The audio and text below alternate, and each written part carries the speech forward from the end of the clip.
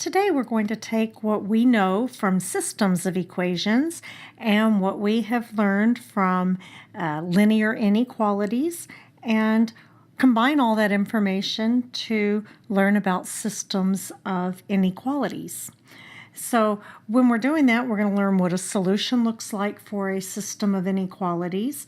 We're going to graph them, and we're going to check to see if ordered pairs are a solution to a system of inequalities. So at the beginning, I just went ahead and wrote out what the definition is. And the definition for a system of inequalities is two or more linear inequalities with the same variables. Now, from what you already know on inequalities, you're going to have to be able to graph the lines using the dashed lines or the solid lines, and remembering above and below. So I went ahead and put that chart there to help you remember what to do. Okay, so a solution to a system of inequalities, just like a solution to a system of equations, the solution is an ordered pair that makes all the inequalities true. So only thing we have to do to test it is to plug it into both of the inequalities and make sure both inequalities are true. So if we look at number 1, we're just going to plug in the 2 for x, the 3 for y into both inequalities and make sure they're true. So go ahead and pause your video and check to see if number 1 is a solution for that system of inequalities. Then you can start the video back and check your answer. Okay, I didn't even have to check it in both inequalities since the first inequality was not true. Okay, for number 2, go ahead and again check to see if it is a solution for this system of inequalities. Pause your video, do the work, and then check back for the answer. Okay, so in number 2, you found out that it made both inequalities true, so it is a solution.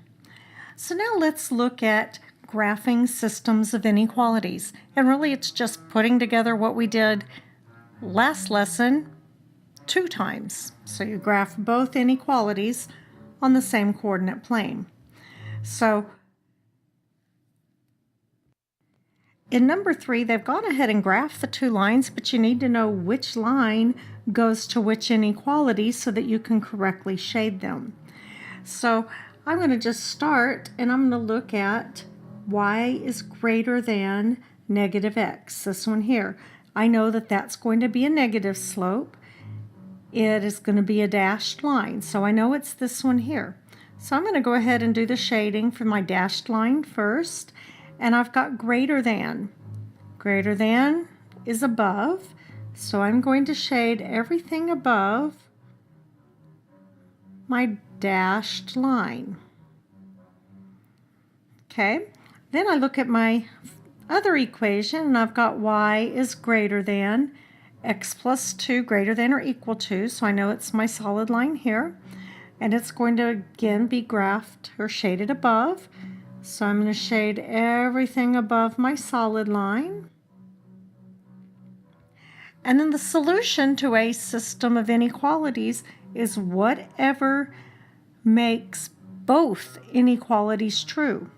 So the blue makes all of the first inequality true. The red makes all of the second inequality true. But the only area where both inequalities are true is going to be where they're double shaded. So I'm going to just go ahead and color that in more with purple. So my answer is region 2 is the solution for my system of inequalities.